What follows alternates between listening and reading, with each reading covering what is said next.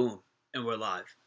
Thank you everybody for watching another break review video. This time, sorry about that. This time for Week 9 of the 2019 NFL season. My name is Mike Murray. First and foremost, if you like the content, subscribe to the channel, leave a comment below, give the video a thumbs up. I really appreciate it. Now, guys, this past week is a so-so week for me. Okay, we were on some good stuff in the breakdown video. My biggest miss of the week was it wasn't so much that I wasn't on the Tampa Bay Seattle game.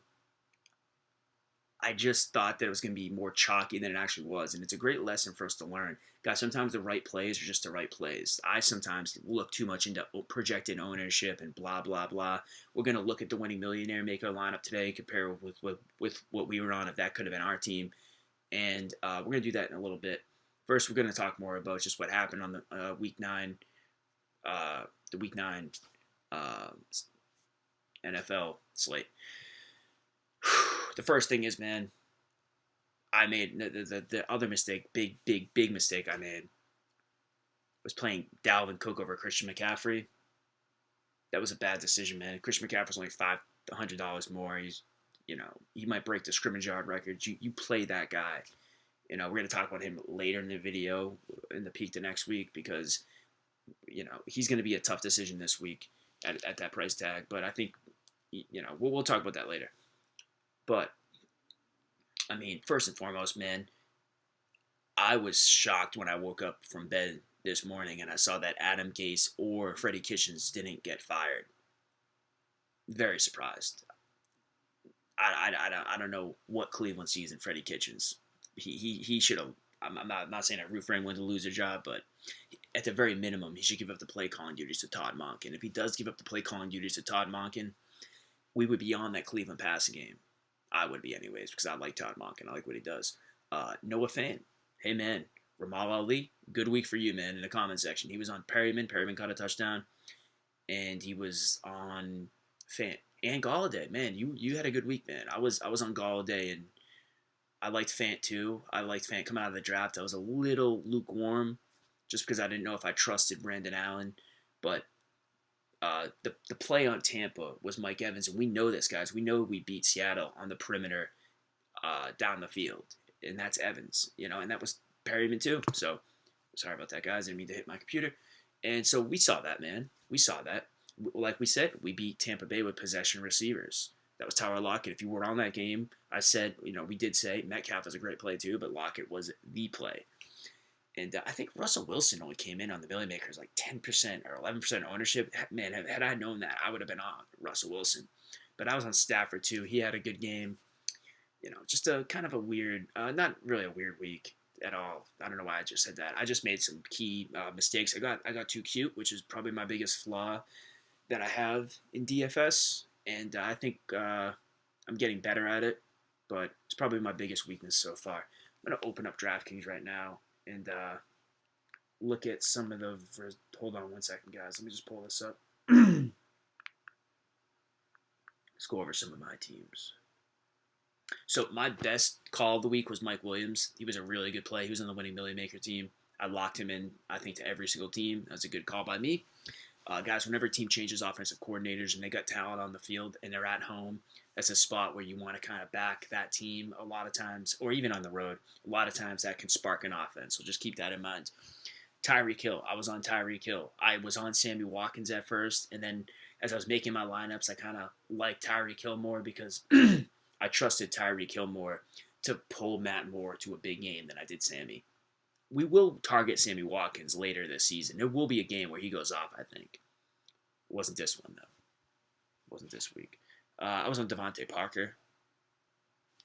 Preston Williams had a big game. Could have been Parker. Parker did okay. I think he was on the winning Million Maker team. No, he wasn't. Was on Derrick Henry. Hey, man, if you read the Saturday update, I had three streamers at QB, low priced. Fitz hit. Moore did okay. Rivers didn't do great because I don't think he threw a touchdown pass. So that's what held him back. But he had a good game throwing the ball against Green Bay. So I'm gonna look at the winning millionaire maker team, and we're gonna see if this could have been any, if these were guys we were on, or not that we were on, but we saw, that we could have been on because, All right, let's just get into this. Russell Wilson came in at 13%. Man, had I known that, I probably would have been more on Russ. I thought Russ was gonna be like over 20. That was a mistake by me. I made a mistake. Christian McCaffrey. CMC's a beast. I mean, there's not much more to say. You play Christian McCaffrey. Playing Dalvin Cook over him, I should take a lap for that one. That was a not. I deserve to lose for that, man. That was very bad. That was a very bad move by me. The Russ one I can live with. The McCaffrey, playing Cook over McCaffrey, I changed my mind when I said at the beginning of the video. That was probably my biggest mistake of the week. That hurts me the most in my heart is that I played Cook over McCaffrey when I could have played McCaffrey for 500 more. But anyways, Jalen Samuels. This is something I forgot to mention earlier in the video. So I got back on the Saturday update Sunday morning, and I said that I was going to go with a 50-50 Jalen Samuels fade. Why was that? I'll tell you why. Indianapolis' rush defense, really good, and evident that Jalen Samuels got held to like 10 yards rushing, 1.8 yards per attempt on like 8 carries. So that angle hit. What I knew he was going to catch some passes, bro. I didn't know he was going to catch 13. That was crazy, man. That's a fluke game. That's insane, man. So he was a lock for everybody else. Maybe I got too cute there. I played him on half my teams. I faded him on half my teams.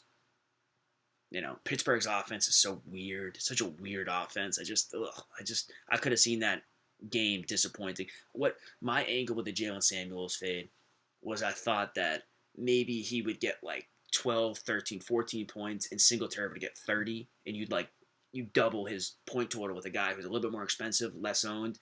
Didn't exactly work out that way. But this is the thing, man. I pivoted to Singletary was my pivot off of Samuels, and that hit. You know what I mean? That hit. Like Singletary looked amazing. Devin Singletary should have had a 35-point game. He dropped like a 30-yard touchdown. They didn't drop it. It hit a guy. It was going into his hands in the first quarter. It's like a 35-yard touchdown pass.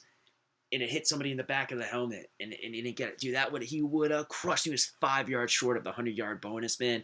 He could have had like a 35, 40-point game. So keep that in mind, man. I told you guys, Devin Singletary. We were on that. I was on that, man. So, one good thing I did this week. Devin Singletary did hit. Who was my other pivot off of Samuels? I played late. I got on Le'Veon Bell kind of late. Le'Veon Bell could have had a big game. Adam Gase just wasn't giving him the ball to goal line. I mean, Le'Veon Bell legit could have been the highest scoring running back on the slate. I'm serious. He could have had, if they featured him in this game, he could have had 40 Draftkings points. Guys, this offense does not revolve around Le'Veon Bell. It revolves around Sam Darnold. We're going to talk about him later in the video as well. But my other pivot off of, sorry guys, I just want to get this up a little bit more. My other pivot off of Samuels was, sorry guys. Yeah, I can't really find my teams right now. Oh, it's Melvin Gordon, who hit too. So, what are you going to do, man? What are you going to do? Not much you can do. Galladay hit. That was a good call. It's a problem with Galladay is Marvin Jones had like the same score for like $1,700 cheaper. Sometimes that happens in DFS, man. What are you going to do? There's nothing you can really do. Josh Jacobs looked really good. We were on Josh Jacobs in a Saturday update.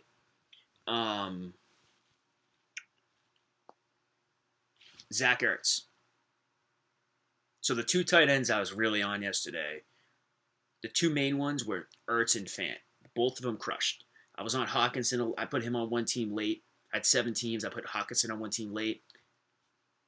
Now, before the season, I liked Fant more than Hawkinson as an NFL prospect. So I just said that was my opinion back then. I'm just going to stick with that. I did have some concerns about some of the ancillary things that going on in Denver, but hey, man, Fant looked an awful lot like George Kittle on that big 75-yard touchdown run. He's got Rick Scangarillo, who was the 49ers offensive QB coach or something. He was a part of that San Francisco offense that developed George Kittle. Keep an eye out for Noah Fant in the future, man. He's going to be a guy that we're going to be targeting for seasons to come. He's a beast, man. I love Fant, man. I love his talent. I love the way he moves, man. He moves just so smooth. It's fun to watch, man. Um, Ertz. I thought Ertz was an easy. Another thing, guys. Made a. I don't think I put Ertz in the update. He's a guy that like Saturday night I started getting a little bit on because of the news that Deshaun Jackson was going to be in the game. Now here's the thing: the Philadelphia Eagles, when they get that vertical component to their offense and they can go over the top, and the defenses play back, that opens up the middle of the field for Ertz, and it puts him more in 3 wide receiver sets as opposed to 2 tight end sets. When they're in 2 tight end sets, you want to fade Ertz most of the time because that means him and Goddard are going to be competing for targets. With 3 wide receiver sets with Deshaun Jackson, it kind of pushes them more to 1 tight end sets, and that means Ertz is going to be the primary tight end, and it's going to open up the possession receiver range, like underneath the middle of the field. Chicago so far this season. All right, Chicago's going to quit pretty soon. That's my prediction. I think in the last coming weeks of the season, they're going to give up. They're going to be a team we target because I think their rush defense can be had, and I think they give up big games to possession receivers, guys like Zach Ertz, Michael Thomas, and the way the Vikings were using Stephon Diggs against him. Stephon Diggs can be used as a possession receiver or a vertical receiver, very versatile guy, Stephon Diggs, but more so guys like Michael Thomas and Ertz kill that team underneath, kind of short intermediate receivers really give the Bears problems. That's what the type of receiver that can have big games against the Bears. And they're going to quit soon. I'm telling you guys. They're going to give up. They're going to lay down in this one of these weeks. And it's, we're going to be attacking it.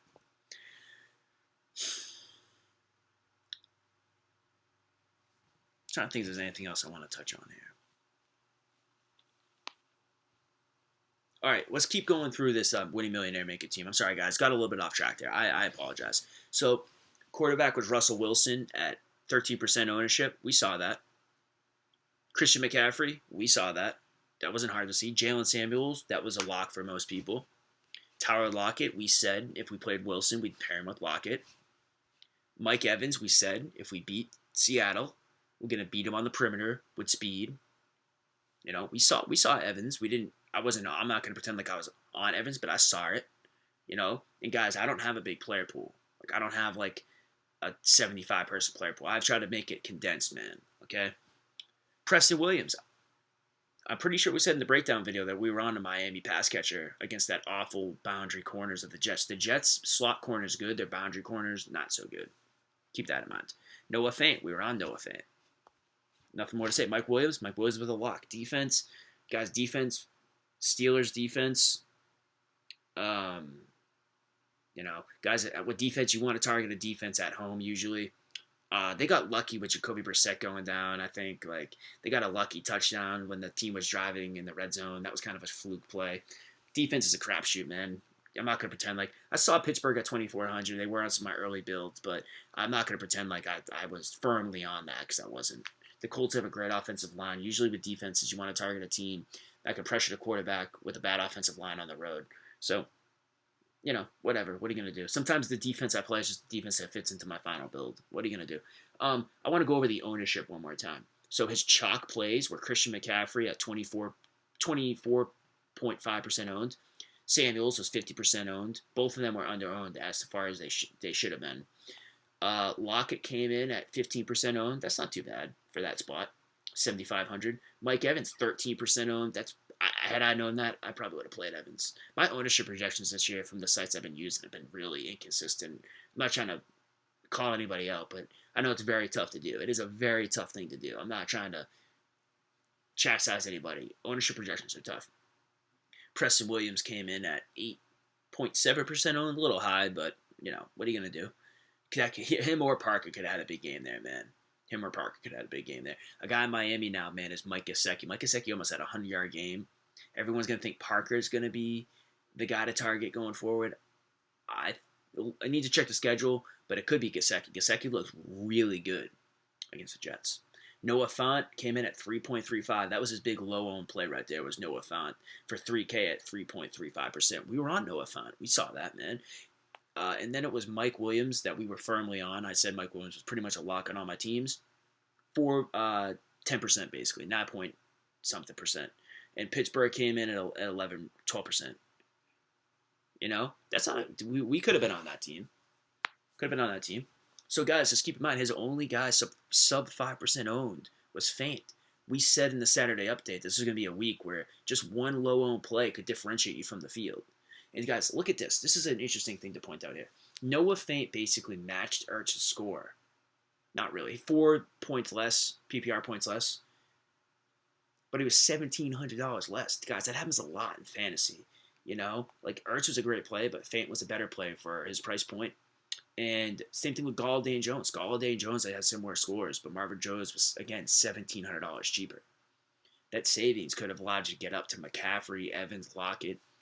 I feel pretty stupid for not being more on that Tampa Bay game. I know I told you guys that I was off that game because I thought it was going to be, had a chance to be a little bit of a disappointment. You know, I made a mistake. I apologize, guys. I had 3 straight winning weeks. This week, I made 7 teams. I think 2 of them cashed in the Millie Maker.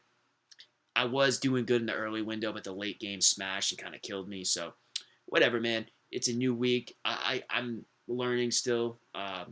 Made some big mistakes, but we're going to learn from them. We're going to move on to the next week. That being said, it is time for the portion of the video where we look ahead to the next week.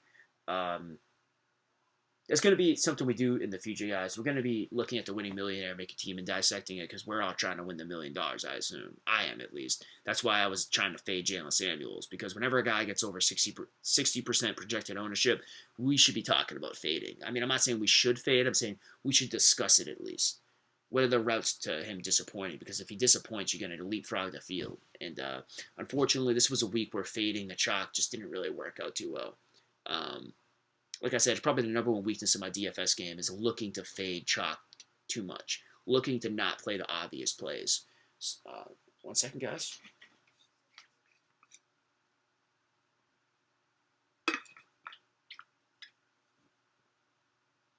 Boom. Let's go to the next week. Let's look ahead to the next week. We're not going to look at every single game, but let's look ahead. I'm not going to talk about that game. One quick thinking on Baltimore at Cincinnati. Telling you guys, this is a trap spot. Not a trap spot as far as them losing, but I'm not on Baltimore here. No. Big emotional win on Sunday Night Football. Taking pictures after the game like they won the Super Bowl. Give me the Bengals against the spread here. Guys, you see how you beat the Ravens? You beat them with possession receivers, just like the Bears. Mohamed Sanu was killing that team. Just a short intermediate receiver. Everyone's going to think, oh, that means you go to Tyler Boyd. That's what I thought the last time these two teams played. But guess what? Tyler Boyd can get shadowed by Marlon Humphreys. I didn't understand that Humphreys goes into the slot. If I'd known that, I wouldn't have played him, and I wouldn't have played Edelman last night. I forgot about that because I played Edelman on a showdown slate last night. Alex Erickson here, guys. Alex Erickson is emerging as like, oh, AJ Green might come back this week.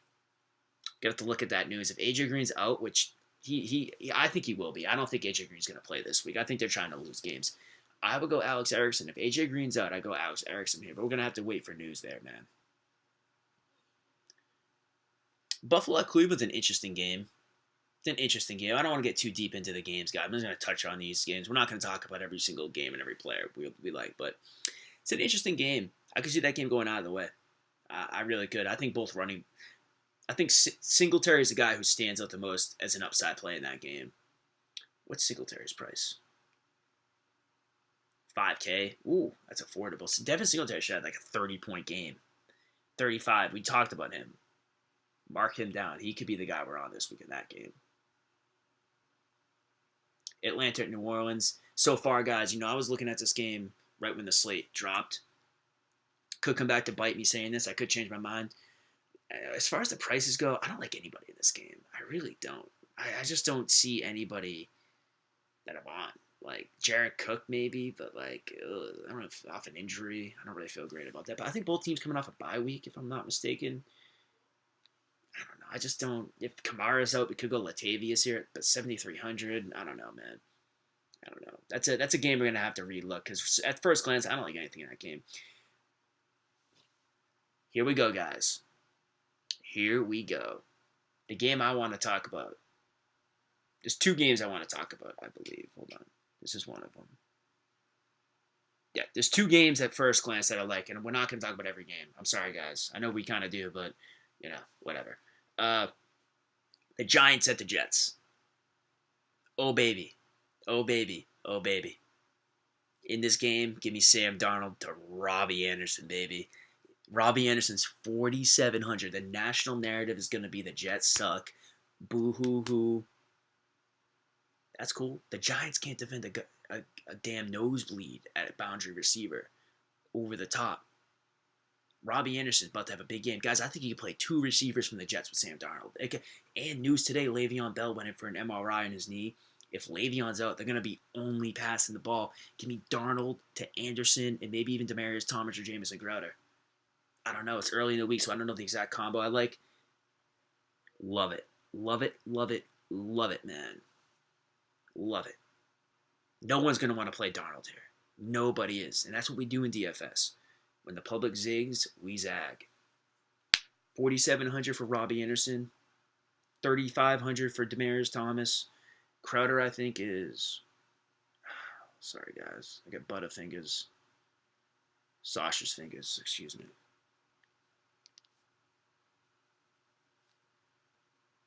Crowder's 5K, guys. God, man. All of them are in play. On the other side, I'm not really clear who I like on the Giants. We'll have to touch on that later in the week. Arizona, Tampa Bay. Everyone's going to be on that game. Interesting. We'll talk about that some other time. I'm not talking about that game. Miami and Indy. So far, the guy who's an absolute lock on all my teams is Marlon Mack. 7K against Miami. Off a win. The Colts off a loss. Come on, guys. Paris Campbell got hurt. T.Y. Hilton's out. It's a Marlon Mack game, baby. Guys, something I do want to touch on the previous game that we didn't mention. KC Chiefs at Tennessee. I think Kansas City got 3 front 7 defenders back. Their rush defense looked pretty good yesterday, man. This might be something we have to monitor with Kansas City. Maybe the rush defense was really bad because those guys were out.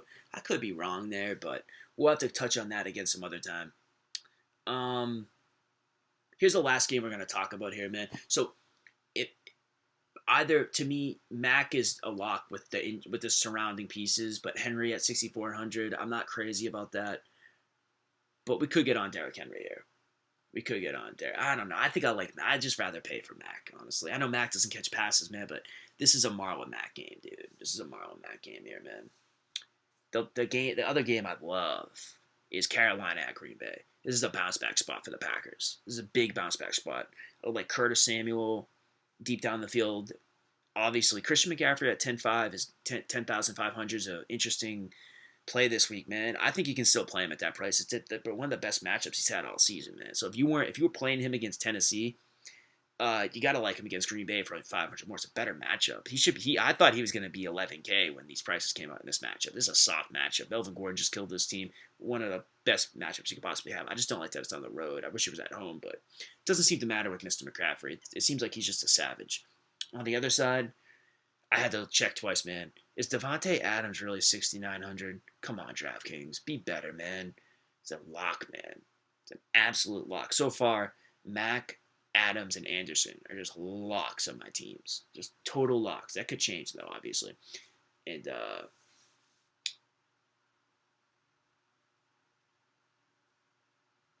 yeah. We need to get some more news for the week. Yeah. Okay. Yeah. I was gonna go back and talk about some of the Tampa Bay situation, but we're not gonna do that right now because we need to get. I don't want to start getting on stuff and then learn more and get off of it. So we're not gonna talk about that game. That game is gonna be a game everyone's on. It doesn't mean that we're not on it. It just means we're gonna digest some more information because real quick today, Bruce Arians said that Ronald Jones is gonna start this week. It's a great matchup, but OJ Howard's coming back. OJ Howard's coming back this week. This is a nut matchup a tight end can have against the Cardinals. I think one of those two guys is a big game this week. I don't know which one. I haven't decided yet, but I think one of those two, big game this week. And with that being said, guys, thank you for watching the video. Let me know what you're on this upcoming week.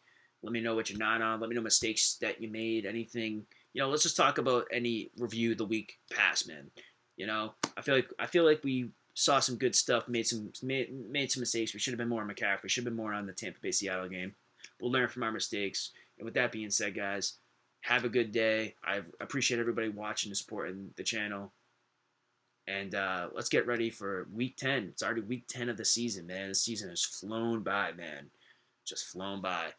But it's been a fun season so far. I've enjoyed doing this with you guys. And per usual, thank you for watching the video. Have a great rest of the week. We'll talk again probably Wednesday. Probably Wednesday or Thursday we'll talk again. Trying to aim for Wednesday. So thank you guys.